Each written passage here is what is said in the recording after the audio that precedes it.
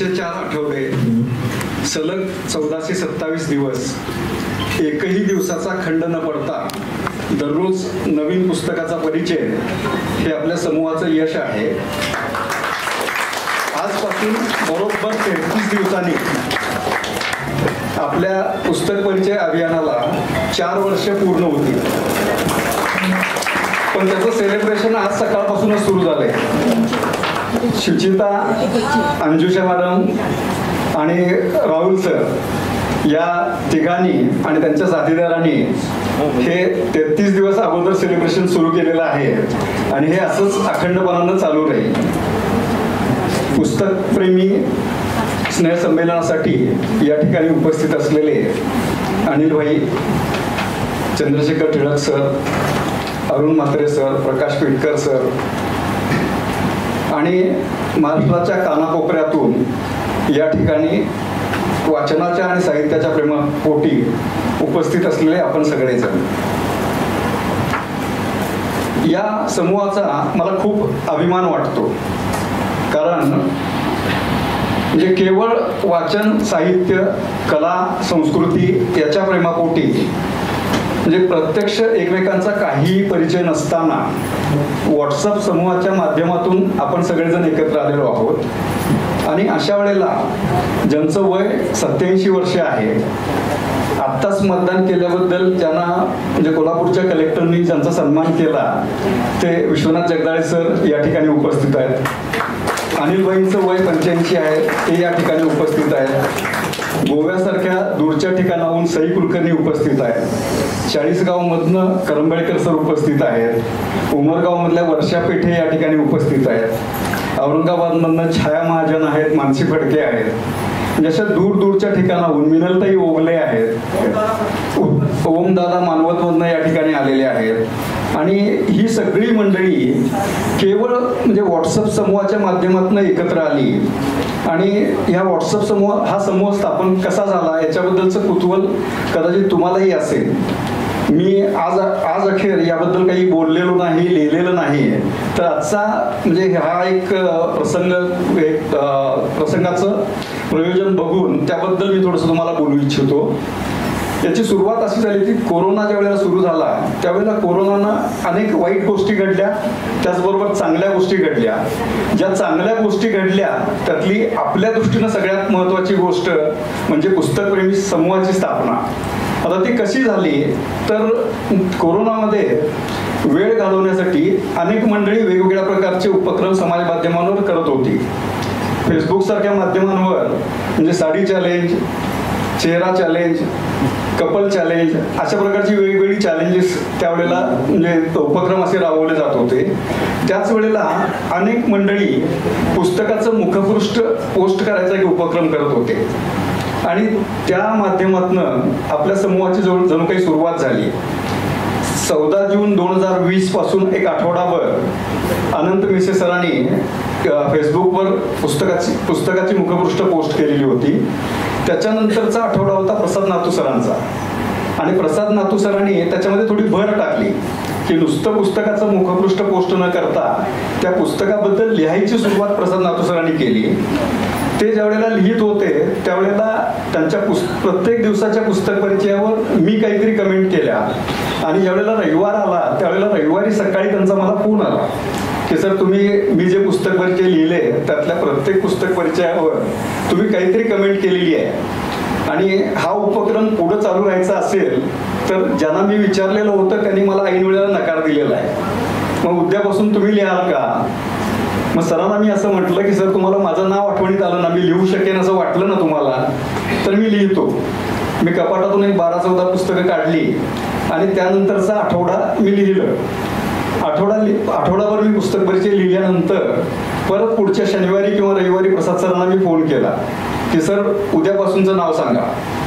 ते म्हणाले सर माझ्याकडे कुणी नाही आहे तर तुम्हालाच कुणी शोधता येतो का बघा. मग अरविंद लाटकरांना मी फोन केला, कारण अरविंद लाटकरांची माझी 25 वर्षाची मैत्री आहे आणि एकमेकांच्या घरातले कुठलेही चांगले क्षण जे असतात किंवा समारंभ असतात त्यावेळेला आम्ही गेली 25 वर्षे एकमेकांना पुस्तकच भेट देतो. त्यामुळे मला नाव आठवणीत आलं ते अरविंद सरांचं. त्यामुळे अरविंदना मी फोन केला की अरविंद म्हटलं उद्यापासून 1 आठवडा पुस्तक परिचय लिहिणार का? ते म्हणाले माझ्याकडे खूप काम आहे, तर तुम्ही अजिंक्यला विचारा. मग मी अजिंक्यला विचारलं. त्यानंतरचा आठवडा अजिंक्यने लिहिला. परत मी प्रसाद सरांकडे विचारणा केली की सर पुढचं नाव सांगा. ते म्हणाले सर माझ्याकडे अजूनही कोणी नाही आहे. मग अजिंक्यला सांगितलं बघ एखादा तूच आता तुझा मित्र. त्यांनी चैतालीला सांगितलं. चैतालीच्या घराचं शिफ्टिंग चाललं होतं मुंबईमध्ये. तशाही गडबडीमध्ये तिनं पुढचे 7 दिवस पुस्तक परिचय लिहिले आणि त्यावेळपासून मग या पुस्तक परिचयाचा सिलसिला सुरू झाला. आज त्यावेळेला माझ्याबरोबर जी मंडळी होती अगदी सुरुवातीला म्हणजे 1-2 महिने आम्ही हा प्रयोग केला की दर आठवड्याला मी 8-10 लोकांना फोन करायचो की तुम्ही पुस्तक परिचय लिहिणार का, तुम्ही पुस्तक परिचय लिहिणार का. सलग 7 दिवस लिहायचं या कल्पनेनं सगळ्यांना धडकी भरायची. त्यामुळं 8-10 फोन केल्यानंतर कोणीतरी एखादा तयार व्हायचा. हे टाळण्यासाठी मग पुस्तकप्रेमी समूहाची स्थापना करायचा निर्णय मी घेतला आणि 20 ऑगस्ट 2020ला आपण पुस्तकप्रेमी व्हॉट्सअप समूह स्थापन केला. तो समूह स्थापन केला त्यावेळेला पहिल्या दिवशी आम्ही 6च लोक होतो. म्हणजे त्याच्यामध्ये विकास मोघे होता, आपले राजा बर्वे होते आणि मग त्यानंतर अशोक चौगुले होते आणि त्यानंतर मग हा जो सिलसिला सुरू झाला त्यातनं अनेक लोक जोडले गेले. प्रसाद नातू सरांचं त्याच्यामध्ये फार मोठं योगदान आहे. म्हणजे सुरुवातीच्या काळामध्ये मी आणि प्रसाद नातू आम्ही धुवाधार बॅटिंग केली म्हणून आज आपण एक क्षण बघतोय. आणि त्याच्यानंतर मग अनेक चांगली मंडळी या ठिकाणी जोडली गेली आणि पुस्तकप्रेमीचं आजचं स्वरूप त्याच्यामध्ये तयार झालं. अनिल भाईंनी आम्हाला खूप साथ दिलेली आहे, कारण ते अगदी सुरुवातीपासून समूहाबरोबर आहेत आणि कुठलाही निर्णय घेत असताना अनिल भाईंना विचारल्याशिवाय आम्ही निर्णय घेत नाही आहे. आपण वेगवेगळ्या प्रकारचे जे उपक्रम करतो त्याची सगळी चर्चा अनिल भाईंच्या बरोबर झालेली असते आणि म्हणजे आजचं स्वरूप जे आहे ते आपण सगळ्यांनी मिळून जो हातभार लावलेला आहे त्या सगळ्यांच्या हातभाराचा परिपाक म्हणजे पुस्तकप्रेमीचं आजचं स्वरूप आहे. आता हे जे स्नेहसंमेलन आहे हे स्नेहसंमेलन आयोजन करण्यामध्ये ज्यांनी पुढाकार घेतला त्या लोकांचा सत्कार आपण इथं केलेला आहे, पण त्यांच्याप्रती परत एकदा मी कृतज्ञता व्यक्त करू इच्छितो. म्हणजे आपले श्रेया राजवाडे असेल, सचिन केळकर सर असतील, केदार मरुणकर आज या ठिकाणी उपस्थित नाही, त्याच्या आईचं ऑपरेशन झाल्यामुळे तो येऊ शकलेला नाही आहे. महेश सोनवणे असतील, अविनाश गडवे असेल, या लोकांनी जे योगदान दिलेलं आहे हे 2 दिवसाचं स्नेहसंमेलन जरी असलं तरी याच्या पाठीमागले कष्ट 5 महिन्याचे आहेत. म्हणजे जानेवारीपासून आम्ही काम करतोय आणि या लोकांनी या 4-5 लोकांनी हे संमेलन आपल्या खांद्यावर वाहून नेलेलं आहे. त्यामुळे त्यांच्याबद्दलची कृतज्ञता व्यक्त करण्यासाठी परत एकदा आपण जोरदार टाळ्या वाजवूया. आपल्याकडे वेळेची खूप कमी आहे. सारिकाने मला 2 मिनिटाचा वेळ दिलेला होता. त्याच्याबद्दल माझ्याकडे बऱ्याच तक्रारी आलेल्या होत्या की श्रेयाने कुणाला 1.5 मिनिट दिलाय, कुणाला 1 मिनिट दिलाय. श्रेयाला मी आता विचारलेलं होतं की मला किती वेळ दिलेला आहे, तर तिनं मला सांगितलं 3 मिनिटं 17 सेकंद. बहुतेक संपले. मी थांबतो आणि श्रेयाला विनंती करतो की तिनं पुढचे कार्यक्रम सुरू करावे. धन्यवाद. समारोप करताना आभाराविषयी जे मनोगत व्यक्त केलं तो धागा पुढं पकडून मी एक जे संयोजक आहेत त्यांचे एका शब्दासाठी आभार मानायचे त्या विसरले असं मला वाटतं, किंवा मला ती गरज भासत असेल. ते जे डायस म्हणतात याला, माझ्यासारखा नवखा माणूस ज्यावेळेला आपल्यासारख्या दिग्गजासमोर उभा राहतो माझे पाय लटपटणारे आपल्याला दिसणार नाहीत आणि तोल जाऊन पडू नये म्हणून त्या ही जी व्यवस्था केलेली आहे त्यासाठी त्या संयोजकांचे मी मनापासून आभार मानतो. माझा परिचय करून देत असताना शेतकरी हा परिचय करून दिलेला आहे रेणकोजी दहे आणि ओम दादा म्हणून समूहानं अतिशय प्रेमानं केलेलं नामकरण. गेल्या वर्षी पहिलं संमेलन झालं आपल्या समूहाचं. त्यामध्ये एक नवीन उपक्रम आपण घेतला. माधुरीताईंच्या चांदण्यांच्या तळाशी ह्या कविता संग्रहाचं प्रकाशन अभयदादा सदावर्ते यांच्या हस्ते त्या पुस्तकात कविता संग्रहाचं प्रकाशन झालं आणि यावर्षी आपण तब्बल 4 पुस्तकांचं प्रकाशन करणार आहोत. मला तुमच्याकडून एकच अपेक्षा आहे. त्या तळव्यावर जो दरवळ आहे तो टाळीच्या माध्यमातून सगळ्या सभागृहात पसरू द्या. आपल्याही मनाचा गाभारा त्या दरवाजांना भरू द्या आणि ज्यांच्या गुणगौरवासाठी म्हणा, ज्यांच्या पुस्तकांचं प्रकाशन करणार आहोत त्यांनाही त्यातून प्रेरणा मिळू द्या. त्यासाठी पुन्हा सांगायची वेळ येऊ देऊ नका, टाळ्या वाजल्या पाहिजेत. तर समूह सदस्यांचे स्नेहसंमेलन ही वेगळी संकल्पना. 1000वा पुस्तक परिचय ज्या वेळेला आला गेल्या वर्षी, त्याच्यातून ह्या संमेलनाची संकल्पना पुढे आलेली आहे. यावर्षीचा हा दुसरा प्रयत्न आहे. खरे तर पुस्तक प्रकाशन म्हटले की तो दिमागदार सोहळा होत असतो. प्रतिथयश मान्यवरांच्या उपस्थितीत तो सोहळा साजरा होतो. पण त्यासाठी काय अग्निदिव्य करावे लागतात हे प्रकाशक आणि लेखक यांना चांगल्या प्रकारे माहीत असतं. तरी देखील आपण या ठिकाणी कौटुंबिक स्वरूपामध्ये या पुस्तकांचं प्रकाशन करणार आहोत. समूहातील आपण सर्वच भाग्यवान आहोत की या अशा प्रकारच्या प्रकाशनासाठी म्हणजे आपण साक्षीदार आहोत त्या प्रकाशन पुस्तकासाठीच्या. सुरुवातीस डॉक्टर छाया महाजन यांच्या माणसांच्या गोष्टी या कथासंग्रहाचे प्रकाशन होईल. त्यासाठी मी आदरणीय श्री अरुण म्हात्रे सर, डॉक्टर छाया महाजन, श्री प्रसाद नातू सर, समूह प्रशासक श्री कृष्णा दिवटे सर यांना व्यासपीठावर आमंत्रित करतो. मित्रांनो, मागच्या वर्षीच्या या पुस्तक प्रकाशनाच्या परंपरेत आपण यावर्षी प्रसिद्ध साहित्यिका, त्यांची ओळख एवढी मोठी आहे की मला 2 मिनिटं सांगितलेत, तर ते 2 मिनिटात कसं काय होईल मी बघतो. आणि पुन्हा आणखीन हेही मला सांगितलं की हो तुम्ही त्याच्यासाठी तर माहीर आहात, 5 मिनिटाची ओळख 2 मिनिटाची करून देण्यामध्ये. तर माझ्यावर खूप मोठी जबाबदारी आली, त्यामुळे 5 मिनिटाचं 2 मिनिटात करायचं. आणि आणखीनही काहीतरी एक सांगितलं होतं की तो एक हटके पाहिजे म्हटलं 5 मिनिटाचा परिचय किंवा 10 मिनिटाचा परिचय 2 मिनिटात देणं यापेक्षा आणखीन हटके काय असू शकतं. तर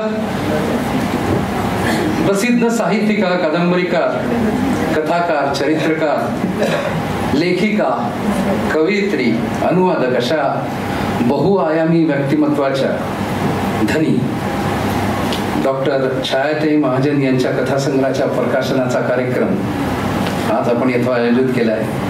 अवघ्या 4 दिवसापूर्वीच त्यांचं हे पुस्तक माझ्या हातात पडलं आणि एखाद्या आधाशी माणसासारखं मी ते वाचून काढलं. नाही तर मी इतक्या लवकर वाचत नाही, पण ते वाचावंसं वाटलं. पण घाबरू नका, मी त्याच्याबद्दल काही सांगणार नाही, कारण त्याच्याबद्दल हे 2 जण महान व्यक्ती सांगणार आहेत. तर मी त्याच्याबद्दल सांगणार नाहीये. या निमित्ताने छायाताईंशी अगदी थोडक्यात मी ओळख करून देतो. त्यांनी इंग्लिशमध्ये MA केलंय, त्या PhD आहेत. तसेच त्या औरंगाबाद येथील इंदिराबाई भास्करराव पाठक महाविद्यालयाच्या प्राचार्य म्हणून त्यांनी काम पाहिले. आजकाल त्या MPhil आणि PhD साठी मार्गदर्शिका म्हणून काम पाहतात. तसेच त्यांनी बनारस हिंदू विश्वविद्यालयाच्या मेंबर ऑफ लॉर्ड्स म्हणून देखील काम पाहिलेलं आहे. 2015 सालच्या मराठवाडा लेखिका संमेलनाच्या त्या अध्यक्षा होत्या. तसेच आणखीन एक वेगळं काम म्हणजे औरंगाबाद हायकोर्ट येथे लोक न्यायालयाच्या सदस्य म्हणून त्यांनी काम पाहिलेलं आहे. आता त्यांच्याकडून साहित्याची जी निर्मिती झाली त्याच्याबद्दल बघूया. बहुआयामी व्यक्तिमत्व मी यासाठी आधीच म्हटलं की ही तर सगळी ओळख झाली की लेखिका, नंतर कादंबरीकार वगैरे. तर त्यांची एकंदर 43 पुस्तकं प्रकाशित झाली. त्याच्यामध्ये 5 कादंबऱ्या, 8 कथासंग्रह, 6 ललित संग्रह, 5 बालवाङ्मय, 2 चरित्रलेखन. याच्यामध्ये डॉक्टर प्रतिभाताई पाटील आणि डॉक्टर APJ अब्दुल कलाम यांच्यावरील चरित्राचा समावेश आहे. 12 भाषांतरे, 2 इंग्रजी पुस्तके आणि 2 हिंदी अनुवादित कादंबऱ्या यांचा समावेश आहे. त्यांच्या साहित्य छाया या YouTube चॅनलवर 100पेक्षा जास्त व्हिडिओ आपल्याला अवेलेबल आहेत. आता त्यांच्या या कादंबऱ्यांपैकी नकळत कॉलेज, मानसी आणि घोरपळ या कादंबऱ्या, नकळत, राहिलो, उपकारा इतुका हे कथासंग्रह, तसेच पाण्यावरचे दिवे आणि चंद्राचे तुकडे हे ललित गद्य संग्रह विशेष उल्लेखनीय आहेत.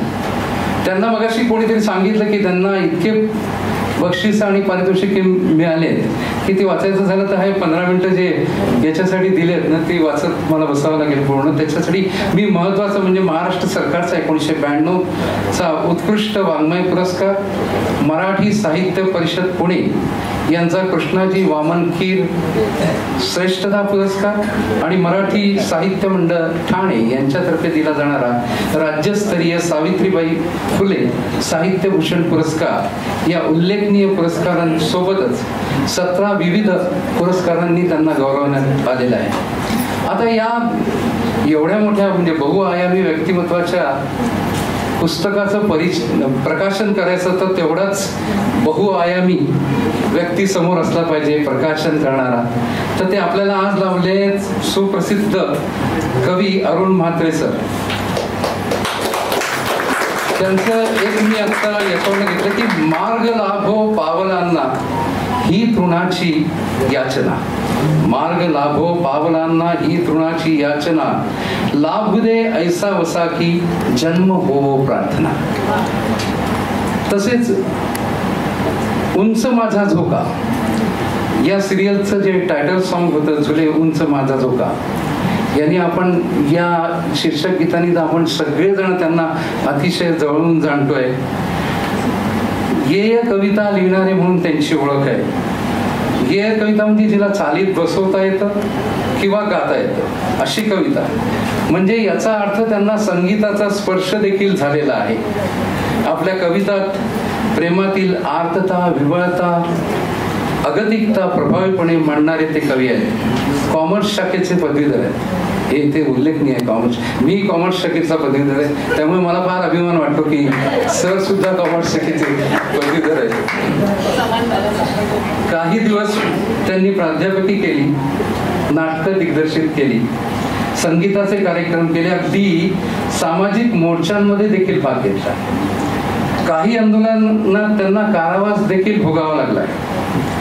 कवी होण्यासाठी त्यांचं एक आपल्या इथे जे कवी आहेत, उदयोन्मुख कवी आहेत, त्यांच्यासाठी ही जी ओळ आहे ही खूप महत्वाची आहे की उत्तम कवी होण्यासाठी तुम्हाला नुसतं पुस्तक वाचून चालत नाही. उत्तम कवी होण्यासाठी तुम्हाला नुसतं पुस्तक वाचून नाही चालत, तुम्हाला माणसं वाचावी लागतात, तुम्हाला समाज वाचावा लागतो असं ते म्हणतात. त्यांना बहिणाबाई पुरस्कार, वासंती गाडगे पुरस्कार, स्नेहदा चषक अशा विविध पुरस्कारांनी सन्मानित करण्यात आले आहे.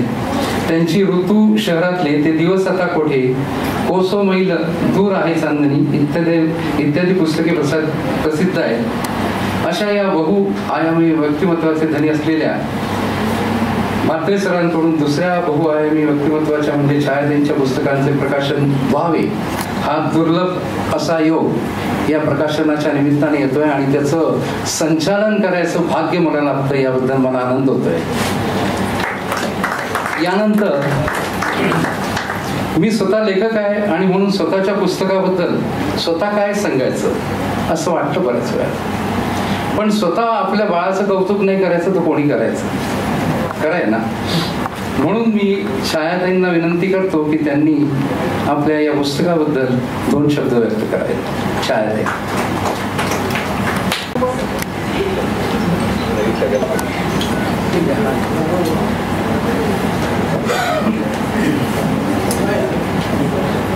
सर्व पुस्तकप्रेमी समूहामध्ये असलेल्या प्रत्येक सभासदाला माझा नमस्कार.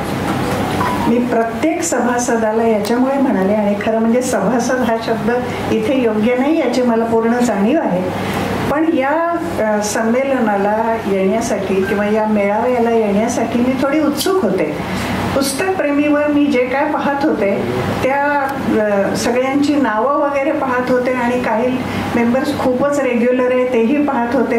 काही मधूनच टाकतात पण फार मार्मिक टाकतात हेही मी पाहत होते आणि मला प्रचंड उत्सुकता होती की याच्यात कोण आहे. आणि विशेषतः अनिलभाई मेहता जेव्हा मी त्यात पाहिले तर एक तर माझे प्रकाशक पण ते आहेत आणि ओळखीचेही आहेत आणि मुख्य म्हणजे या समूहामध्ये इतके ज्येष्ठ, मला आवडत नाही बरं का हा शब्द, पण इतका ज्येष्ठ माणूस असावा आणि आणखी ज्येष्ठ आहेत आज मला कळलं. तर या सगळ्यांसमोर हे पुस्तक प्रकाशन व्हावं असं मला कृष्णा दिवटे सर म्हणाले ज्या वेळेला की तुम्ही करता का पुस्तक प्रकाशन. वास्तविक हे पुस्तक आता ऑलरेडी पब्लिश झालेलं आहे, 4 महिने झाले. रोहन प्रकाशनाचं पुस्तक आहे. पण मला स्वतःला असं वाटलं की बा माझी ओळख काय आहे हे निदान तुम्हाला कळावं. कारण मी इतकी कमी असते पुस्तकप्रेमीवर की कदाचित माझं प्रेम वाटायला तुम्हाला कित्येक वर्ष लागतील. त्याच्यापेक्षा मी काहीतरी सांगावं. माणसांच्या गोष्टी असं या पुस्तकाचं टायटल आहे. आपल्याला माहिती आहे माणूस म्हणजे आपण सगळे हा एकटा नाही आहे. आपण आहोत, आपल्या भोवती आपलं कुटुंब आहे, आपला भवताल आहे, आपल्या अर्थकारण आहे, समाज आहे, आपला प्रांत आहे, आपला देश आहे आणि आपलं युनिवर्स आहे, आपलं विश्व आहे. हे सगळं नुसतं आहे का? नाही आहे. हे सगळं असं विस्तारित जाणारं जो गोष्ट आहे त्या विस्तारित होणाऱ्या गोष्टींमध्ये माणूस खरोखर तितका व्यापक होतो का हा मला नेहमी पडतो प्रश्न. आपण जो माणूस पाहतो, जो विश्वाशी सतत तुलना करत असतो किंवा सांगत असतो, तो तसा असतो का? तसा नसतो. कारण एवढं व्यापलेलं त्याचा जो भाग आहे ते ज्या वेळेला संकुचित होत येतं त्यावेळेला तो माणूस संकुचित होत येतो आणि तो असा संकुचित होतो की तो ते राष्ट्र, ते युनिवर्स, ते सगळं सगळं सगळं सोडून देऊन तो स्वतःच्या षड्रिपूपर्यंत येऊन थांबतो. मी, माझा स्वार्थ, माझ्या आजूबाजूचे लोक, माझे आप्त, माझा मुलगा, माझी मुलगी, माझा लोभ, मोह, मत्सर सगळं.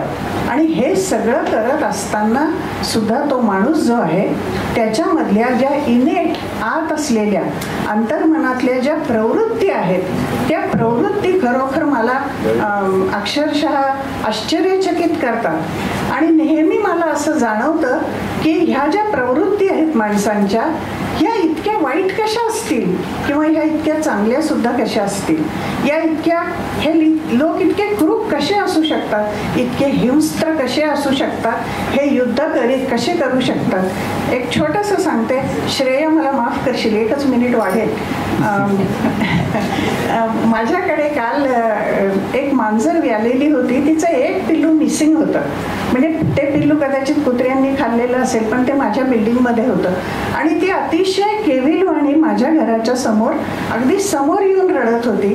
त्यावेळेला मी माझ्या मुलाला म्हणाले, म्हणजे आम्हाला सगळ्यांना दुःख होत होतं या गोष्टीचं की ती रडते आणि तिला तिचं पिल्लू सापडत नाही. बाहेरून एक पिल्लू आणून तिचं आम्ही तिच्या समोर ठेवलं होतं, ते ती घेऊन गेली. पण 4थं पिल्लू, मी त्यांना म्हणाले की मांजराला आपण किती पिल्लं घातली असं कसं कळतं. तर ही जी गोष्ट होती त्यावेळेला मी त्याला असं म्हणाले की एक पिल्लू नाहीये मारलं गेलंय तर ही मांजर इतकी रडतीये. तर ज्या वेळेला हिटलरनी इतकी लहान मुलं मारून टाकली असतील किंवा आता ही इस्रायल वगैरे ही मारली गेली असतील तर त्या आयांना किती दुःख झालं असेल. माणूस म्हणून मला ह्या गोष्टीची, मी आधीही म्हणाले की आपल्यापैकी प्रत्येक जण जो आहे हा प्रत्येक कुठल्या तरी वेगळ्या वेगळ्या परिस्थितीशी, कारण आपला भवताल वेगळा आहे, प्रत्येकाचा वेगळा आहे, आपला समाज, आपली जात, आपला धर्म, सगळ्या गोष्टी त्याच्यात आहेत आणि त्यानुसारच आपण वाढत जातो. पण आपल्या प्रवृत्ती नाही बदलत. आणि न बदलणाऱ्या ह्या ज्या आपल्या प्रवृत्ती आहेत, हे जे आपले स्वार्थ आहेत, ह्या ज्या आपल्या हिंस्त्र भावना आहेत, आपलं प्रेम आहे, या सगळ्या गोष्टी आपण खरं म्हणजे प्रत्येक जण आपल्यापैकी या प्रत्येक परिस्थितीशी, वेगवेगळ्या परिस्थितीशी आपण लढतो. आणि मी जेव्हा आजूबाजूला माणसं पाहते त्यावेळेला मी असं पाहते की ती माणसं लढतात, काही हरतात, काही पिचतात, काही विजयी होतात आणि काही जे असेल त्या परिस्थितीशी समायोजन करतात. आणि आपल्यापैकी 99% लोक असलेल्या परिस्थितीशी दुर्दैवानं समायोजन करत असतात, कारण आपल्याला पर्याय नसतो. हा पर्याय कोण ठेवत नाही. खरं म्हणजे माणसाकडे पाहिलं की तुम्हाला एक प्रश्नांची भिंडोळी आपल्या समोर फिरायला लागते आणि एका परिस्थितीतून, एका घटनेतून दुसरे अनेक प्रश्न तयार होतात. तसे प्रश्न किंवा तसं ह्याच्यामध्ये मी पूर आलेलं मागच्या वर्षी किंवा त्याच्या मागच्या वर्षी मराठवाड्यामध्ये ओमदादा सांगतील की त्याच्या मागच्या वर्षी आमच्याकडे प्रचंड पाऊस झाला. इतका पाऊस झाला की नको पाऊस असं म्हणायची वेळ आली. आणि त्यावेळेला ज्या घटना घडल्या त्या घटना मी लिहिलेल्या निश्चित नाहीत हे सांगते, पण माझ्या त्या फार मनाला लागून गेलेल्या घटना होत्या. तर त्याच्यावरचे पुरावरचे वगैरे ह्या कथा याच्यात आलेल्या आहेत. काही व्यक्तिचित्र आहेत. हे माझं 44वं पुस्तक आहे.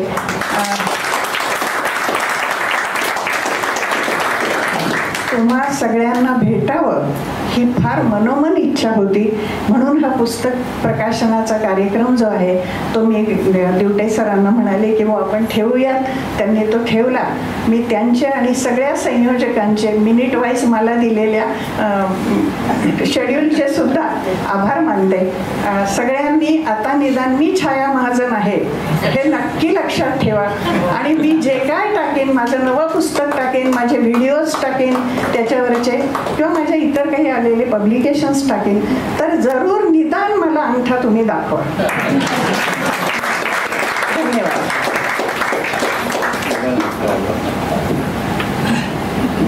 यानंतर अशोक सर, नंतर दिवटे सर आणि छायाताईंना मी विनंती करतो की त्यांनी विधिवत पुस्तकाचं प्रकाशन करावं.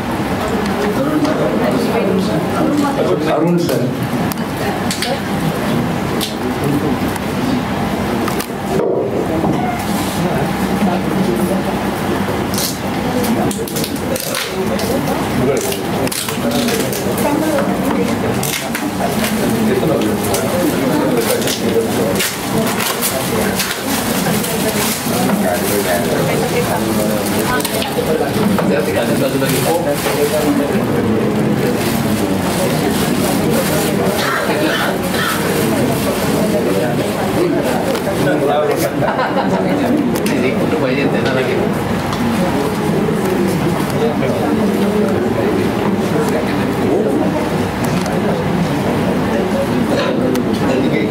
पुस्तक लिहिणं जितकं अवघड तितकं हे रॅपर काढणं अवघड असतं.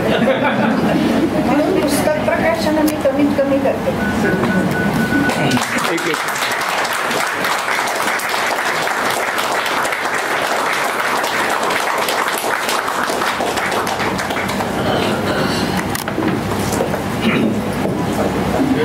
आता मी अरुण म्हात्रे सरांना विनंती करतो की त्यांनी पुस्तकासंबंधी आपलं मनोगत व्यक्त करावं.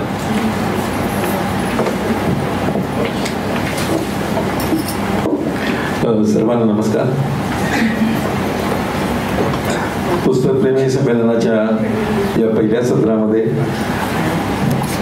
कादंबरीकार, कथाकार, विख्यात लेखिका ज्यांची जवळजवळ 45 पुस्तकं आलेली आहेत आणि हे 45वं पुस्तक. 45वं येत आहे. ओके, घाबरवू नका त्यांना, एवढी पुस्तकं येतात म्हटलं. कारण आम्ही सगळे पुस्तकप्रेमीवाले पुस्तकांबरोबर प्रेम करतो, पण जसजशी पुस्तकं वाढत जातात तसं एक दडपण पण येतं. ती पुस्तकं ठेवायची कुठेही, एवढी वाचायची कधी. आणि म्हणून ते पुस्तकप्रेमीवर परिचय असला की जरा सोपं असं होतं की परिचय झाला की काम झालं आपलं. म्हणजे ते पुस्तक आता विकतच घ्यायला पाहिजे असं नाही, जवळ ठेवायला असं एक थोडासा अप्रोच असतो इकडे. आणि मला पुस्तकं खूप आवडतात, पण प्रत्येक वेळी असं कळतं आपल्याला की इतकी सगळी पुस्तकं घेणं फार कठीण आहे. तुमचं पुस्तक आलं त्याच्याबद्दल म्हणजे मला पुस्तक प्रकाशन करायला मिळालं याचा सगळ्यात मोठा आनंद काय की त्यांनी पुस्तक मला पाठवलं आणि त्याच्यामुळे ते मला वाचता आलं. सर्वप्रथम माणसांच्या गोष्टी या छाया महाजनांच्या पुस्तकाचं प्रकाशन झालं असं मी अधिकृतरित्या जाहीर करतो.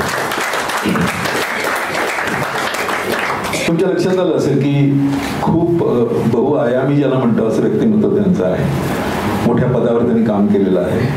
मराठवाड्यासारख्या थोड्याशा मागासल्या म्हटल्या जाणाऱ्या भागामध्ये त्या राहतात. आणि मराठवाड्याचं वैशिष्ट्य असं आहे की मराठवाडा हा अदरवाईज मागासलेला असला तरी खूप गोड असा प्रदेश आहे, जिथे अनेक संत आहेत, अनेक लेखक आहेत. म्हणजे माझं आवडतं एक वाक्य मी नेहमी म्हणत असतो की तडतडणारे ऊन साहतो मराठवाडा, तडतडणारे ऊन साहतो मराठवाडा, तरी फुलांचे गाणे गातो मराठवाडा. तर अशा मराठवाड्यामध्ये असलेल्या आणि इतक्या पुस्तकांचा अनुभव किंवा इतक्या लोकांचा अनुभव, मी मगाशी माझ्या परिचयामध्ये म्हटलं की पुस्तक वाचून मोठं नाही होत आहे, तर तुम्हाला माणसं वाचावी लागतात. आणि या पुस्तकाचं सगळ्यात मोठं वैशिष्ट्य किंवा अगदी एका वेळी सांगायचं वैशिष्ट्य, तर इतकी माणसं छाया महाजन मॅडमनी पाहिलेली आहेत, त्या सगळ्यांचं बारीक बारीक वर्णन करण्याचा त्यांनी याच्यात प्रयत्न केलेला आहे. आणि त्यातलं दुसरं आणखी वैशिष्ट्य नंबर 2 आहे की ते इतकं बारीक निरीक्षण त्यांच्या सगळ्या लिखाणामध्ये आहे की काही काही कथा वाचताना मला असं वाटतं की याची सिरियल होऊ शकते, याच्यावर चित्रपट होऊ शकतो, याच्यावर एक एकांकिका होऊ शकते, याच्यावर नाटक होऊ शकतं.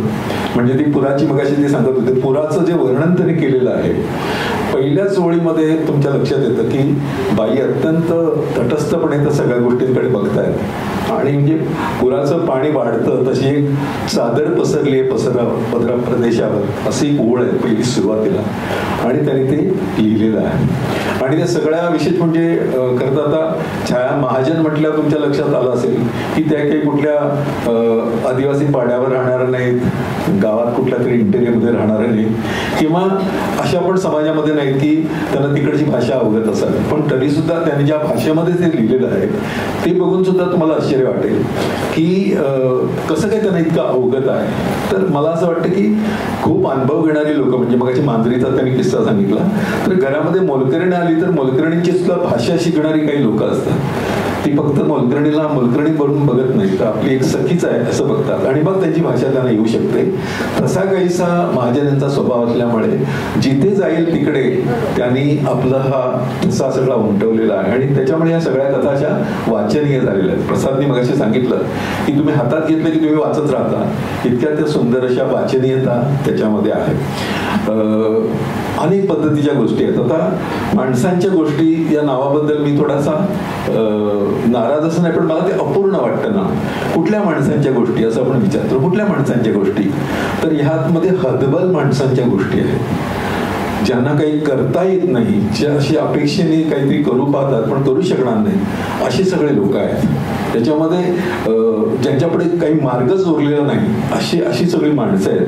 त्यांच्या गोष्टी या सगळ्या कथासंग्रहामध्ये 2-3 कथा आहेत त्या थोड्याशा वेगळ्या आहेत. म्हणजे त्या अशा जरा सुखवस्तू लोकांच्या किंवा जरा बऱ्या वाटणाऱ्या, म्हणजे एक मोबाईल वापरणारा मुलगा आहे, त्या मुलावर चिडणारे आई वडील आहेत आणि नंतर ह्या मोबाईलवर ज्याच्यावर आपण चिडतो हाच आपला पुढे सगळं करणार आहे हे मानून गप्प बटणारे आई बाप, अशी पण एक स्टोरी आहे. एक स्टोरी अशी आहे की एक बीसीतल्या ग्रुपमधली एक बाई गेली म्हणून तिला भेटायला जायचं, ते कसे सगळेजण टाळतात हळूहळू. बीसीला लागते तेव्हा त्यांना बरं वाटतं, पण नंतर जेव्हा ती बाई जाते तेव्हा तिचे पैसे गेले ती गेल्यामुळे, असा अत्यंत पोता विचार करणारी माणसं सुद्धा असतात. अशी पण एक कथा या संग्रहामध्ये आहे. त्याच्यामुळे त्याच्याबद्दल मी त्यांचं अभिनंदन करतो. मला खूप बरं असं वाटतंय की त्यांच्यासारख्या अत्यंत बुजुर्ग अशा व्यक्तीच्या पुस्तकाचं प्रकाशन माझ्या हस्ते होते आणि तो कवीचा मान तितकी पायरी माझी नव्हे असं भाऊसाहेब पाटणकर म्हणतात. तसं मला वाटतं की मी कवी आहे आणि त्याच्यामुळे माझ्याकडे हे पुस्तकाचं कसं काय आलं, तर तुम्हाला सांगायला हरकत नाही की मी अनेक कथा लिहिलेल्या आहेत, अनेक ललित लेख लिहिलेले आहेत आणि खूप आवडतं असं माझं, मी गेल्या वर्षी मौजेमधल्या एका पुस्तकाचं परीक्षण महाराष्ट्रामध्ये केलं आहे.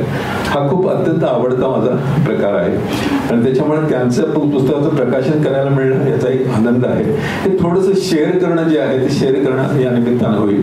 एक कथा मात्र तुम्हाला मी सांगतो की रजनी नावाची कथा आहे.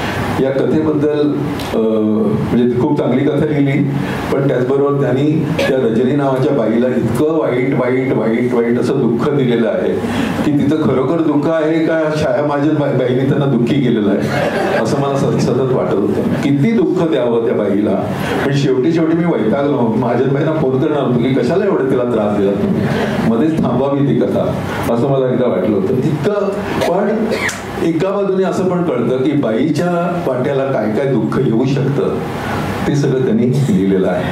आता अलीकडे अशी पद्धत राहिलेली नाही, कारण बाईचं दुःख सांगण्याची पद्धत 1975 पासून सुरू झाली स्त्रीमुक्तीच्या चळवळींनी, आणि सगळ्या कथा, सगळ्या पद्धतीच्या कथा यायला लागल्या. त्याच्यामुळे आम्ही म्हणताना रोजगाराचा त्रास तुला ग बाई, रोज हीच आरास तुला ग बाई, अशा पद्धतीनं ज्या सगळ्या बायकांचं जगणं चाललेलं आहे, किंवा साध्याच लढायांसाठी साधाच तिचा एल्गार, घोषणा मोरेचे नाही साधाच तिचा अवतार, ती धागा जोडू पाहते या तुटलेल्या वणव्यात, ती नाव होऊन फिरते या फुटलेल्या धरणात, ती दोरमणी हळवार, साध्याच गळामाळीची ती दोरमणी हळवार, ती आधीच होती पुढेच होती आधी, ती पुढे पुढे राहणार, ती पुढे पुढे राहणार, असे दिलास देणार सतत लिहित असतो. आणि म्हणून मला असं वाटतं की या सगळ्या कादंबरी कथेमधल्या ज्या बाया आहेत, बाया, त्या बायांचं दुःख काय आहे, जगणं काय आहे, हे बघण्यासाठी तरी आपण हे पुस्तक वाचायला पाहिजे. आणि एका अर्थानं हे सगळं अशा पद्धतीने त्यांनी बाहेर काढलेलं आहे की मला असं वाटतं की त्यांची अनेक पुस्तकं आली असतील, अनेक कादंबऱ्या आल्या. त्यांचे कॉलेज नावाचं एक पुस्तक आहे, ते त्यांनी मला अगोदर दिलं होतं. तर ते पुस्तक मी त्यांना म्हटलं की ते जरा टिपिकल पुस्तक आहे, हे जरा हे बाबा कदम टाईप असं पुस्तक असतं ना, की त्यात फार खोल जात नाही, वरवर वरवर असं लिहिलेलं असतं. तर ते वरवर न लिहिता इतक्या वर्षाच्या सगळ्या अनुभवाने नेमका असा एका गर्तेत पाय तुमचा पडतो आणि त्या गर्तेतला पाय किती खोलात आहे ते सांगण्यासाठी तुम्हाला लिहावं लागतं की माझ्या पायाला खूप चिखल लागलाय, आता मला हे सांगायला पाहिजे. अशा पद्धतीचं हे सगळं लिखाण आहे. इतक्या पद्धतीनं त्यांनी या सगळ्या बायांचं दुःख मांडलेलं आहे, घराचं दुःख मांडलेलं आहे की मला असं वाटतं की एका अर्थानं हे जे पुस्तक आहे हे सगळ्या स्त्रियांना अर्पण केलं असतं तरी सुद्धा चाललं असतं. इतकं ते स्त्रियांचं सगळं गाढ दुःख सांगणारं असं पुस्तक आहे. मी जेव्हा आता त्या आहेत म्हणून त्यांच्यासमोरच सांगायला हरकत नाही की गौरी देशपांडे, रोहिणी कुलकर्णी, सानिया, या सगळ्या कथा, किंवा आता अलीकडे मोनिका गजेंद्रगडकर ज्या पद्धतीने लिहिते, हा सगळा प्रवास कादंबरी लेखिकांचा आणि कथा लेखिकांचा पाहतो, तेव्हा गौरी देशपांडेचं एक खूप सुंदर वाक्य आहे की आपल्या कोयीतून जे येतं ना तुमच्या उठावर ते तुम्ही लिहिलं पाहिजे. तर अशी कोय एखाद्या माणसाला सापडणं म्हणजे किती मोठी गोष्ट आहे की नुसतं हृदयातून येणं वेगळं, तुमच्या आतून येणं, पोटातून येणं वेगळं, आणि तुमच्या कोयीतून येणं वेगळं, असं जे सांगतात. आणि ही कोय आहे ती माझ्या मते स्त्रियांना उत्तम सापडते. आणि म्हणून आतापर्यंत मालती बेडेकरांपासून अलीकडच्या सगळ्या लेखिकांपर्यंत ज्या ज्या लेखिकांनी खूप उत्तम लिहिलेलं आहे त्या सगळ्यांमध्ये मला असं वाटतं की अलीकडचं नाव छाया महाजन आहे. आणि त्यांना फक्त या निमित्तानं असं पण मी सांगू शकतो की आता तुम्ही कथा वगैरे लिहिलात, पण अशा पद्धतीची एक अशी कादंबरी लिहा की ज्याच्यामध्ये हे सगळं दुःख तुम्ही जरी लिहिलेली असली तरी आता ह्या ज्या स्टाईलमध्ये तुम्ही लिहा, म्हणजे हे जे तुम्ही हात पडलेला, खूपदा असं होतं की त्यांचा हात आता लिहिता हात आहे, तुमच्या लक्षात आलं असेल की त्या काही पटापट लिहू शकतात. म्हणजे तुम्हाला आश्चर्य वाटणार नाही की पुस्तकप्रेमी समूहाचं सुरुवातीचं सेशन आहे, त्या सेशनवर सुद्धा ती कथा लिहू शकतील, इतकं त्यांची लिहिता हात आहे. पण ते लिहिणं वेगळं, तुम्हाला लिहिता येणं म्हणून वेगळं, आणि तुम्हाला हात जाणून तुमची चरफड झालेली आहे मनाची तशा पद्धतीचा लेखन वेगळं. खूपदा असं होतं की आम्ही कथा वाचताना या गोष्टी खूप वाचतो की आत काय लागतं, आत काय पोचतं. आणि म्हणून मग आमचे A.B. जोशी नावाचे एक लेखक आहेत, त्यांचं एक काळोखाचं अंतरंग नावाचं पुस्तक आहे, कोणी जमलं तर वाचा तुम्ही. हे काळोखाचं अंतरंग नावाचं पुस्तक जे आहे त्या पुस्तकाचा गंमत अशी आहे की तुम्ही 10 वर्षांनी तुम्हाला ते वेगळं जाणवायला लागतं, 20 वर्षांनी तुम्हाला वेगळं जाणवायला लागतं, 30 वर्षांनी तुम्हाला ते वेगळं काहीतरी जाणवायला लागतं, आणि ह्या 50 मध्ये त्या पुस्तकाचा वेगळा अन्वयार्थ तुम्हाला कळायला लागतो. इतकं त्या सगळ्या लिखाणामध्ये काहीतरी गाढ असं स्निग्ध असं पसरलेलं असतं. तर असं स्निग्ध लिहिणं हे खूप महत्वाचं आहे असं मला वाटतं. आणि त्याच्यासाठी तुम्हाला परत एकदा तुमची नेहमीची स्टाईल तो सोडून लिहावं लागतं. मला नेहमी काय वाटतं की तुम्ही सहज लिहिता आणि तुमची सवय म्हणून ज्या लिहिता त्या गोष्टी वेगळ्या, आणि तुमची स्टाईल सोडून तुम्हाला वेगळं लिहायला भाग पडतात म्हणून तुम्ही जे लिहिता ते खूप महत्वाचं असतं आणि तेच लोकांच्या हृदयापर्यंत पोचतं. आम्ही कवितेतले लोक नेहमी असं म्हणतो की ज्यांना दाद मिळते खूप, किंवा ज्यांच्या कविता लक्षात राहतात, किंवा जाताना एखाद्या कवी संमेलनात तुम्ही त्या गोष्टी कवितेच्या ओळी म्हणत जाता, ती कविता श्रेष्ठ असं आपण मानतो. तसं पुस्तकांच्या बाबतीत सुद्धा असं आहे की एखादं पुस्तक मनामध्ये रेंगाळत राहिलं, मनामध्ये तुम्हाला त्रास द्यायला लागलं, किंवा मनामध्ये तुम्हाला त्याच्याबद्दल बोलावं असं वाटलं, तर ते पुस्तक थोर पुस्तक असं आहे. तर त्या थोर पुस्तकाच्या मालिकेमधलं एक पुस्तक जे बाईंनी वयाच्या ह्या टप्प्यावर लिहिलेलं आहे, त्यांचं अत्यंत महत्वाचं पुस्तक आहे. तर मी त्यांना असं पण सल्ला देऊ शकतो, कारण सल्ला देण्यात का मोठा नाही, पण काही दिवस मॅडम थांबा, तुम्ही तुमचा लिहिता हात थांबवा, तुम्ही आता लिहू नका इतक्या. आणि असं कधीतरी वाटेल ना की हे लिहिल्याशिवाय मला चैन पडणार नाही, तर तुम्ही लिहायला सुरुवात करा. कारण तुमचा इतका सराव आहे की तुम्ही पटापट पुस्तकं लिहू शकता, पुस्तकं येऊ शकतात, पण ती लोकांच्या हृदयामध्ये जाण्यासाठी काहीतरी करावं लागतं. ती तुम्ही आता करायची गरज आहे. कारण छाया महाजन हे नाव हे तसं साधं नाव नाही, खूप मोठं नाव आहे. आणि मराठीच्या सगळ्या प्रक्षेपात जर का ठळकपणे काही जी नावं असतील, त्या नावामध्ये हे जर का नाव यायचं असेल तर अशी पुस्तकं तुमच्यापर्यंत पाहिजे. माणसांच्या गोष्टीमध्ये तुम्ही जशा हतबल बाईंच्या गोष्टी लिहिल्या तशा तुम्ही काही चांगल्या पण गोष्टी लिहिल्यात, बऱ्या पण गोष्टी लिहिल्यात. मला असं वाटतं की त्या जर का काढल्यात आणि फक्त हतबल बायकांच्या गोष्टी लिहिल्या असत्या तरी सुद्धा मला आवडलं असतं. कारण खोगीर भरती करून पुस्तक वाढवावं अशा काही पद्धतीच्या तुम्ही लेखिका नाही. तुम्ही खूप लिहू शकता, खूप चांगलं लिहू शकता, खूप मोठं लिहू शकता.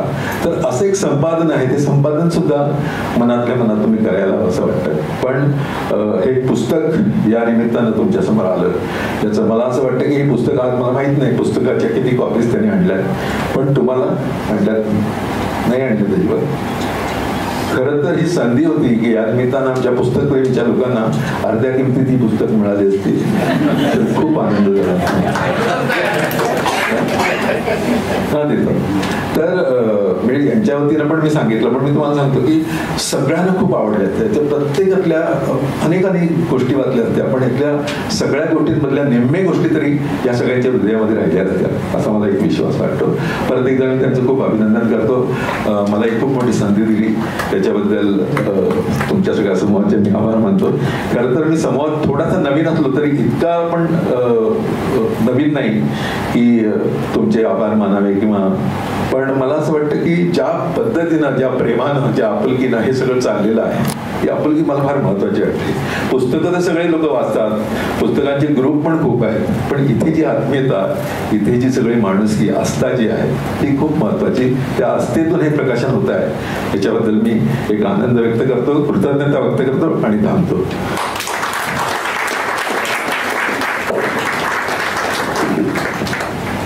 खूप सुरेख अरुण सर. आता तुम्ही म्हटलं होतं, पण मला असं वाटतं अरुण सरांनी आपल्या मनोगतातून हे सगळ्यांना आपल्याला पटवून दिलंय की त्यांच्या हस्ते का हे प्रकाशन आपण आज केलं. आणि आता मगाशी मला हा अविनाश म्हणाला होता की तुम्ही या वर्षात किती पुस्तकं, तर या डॉक्टर छाया महाजन आहे आणि आपल्या याच्यात म्हटलं जातं महाजनो येन गतस्य पंथा. तर त्यांच्या पावलावर पाऊल टाकून मला पुढे जायची इच्छा आहे. त्यानिमित्त त्या हिशोबाने तुम्ही बघा आता 2024 मध्ये किती आहेत. आता पुन्हा एकदा मी ओमदादांकडे माईक सोपवतो. एकच मिनिट. खरं म्हणजे प्रमुख अतिथी बोलल्यानंतर बोलण्याचा पद्धत नाहीये, तो डेकोरम नाहीये, तो तोडून फक्त मी सांगते की मला मागेही त्यांनी फोनवर सांगितलं होतं की तुम्ही पुस्तकं घेऊन या.